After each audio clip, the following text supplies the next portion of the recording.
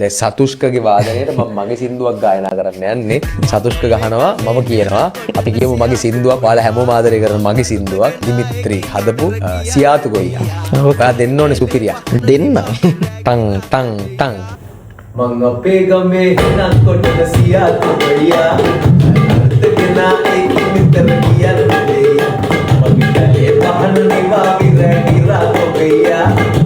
මේකෙලියා වෙරොදේ මං ගොයියා. කැතේ සගතේ මගේ දිපිතේ මේකෙ වෙටි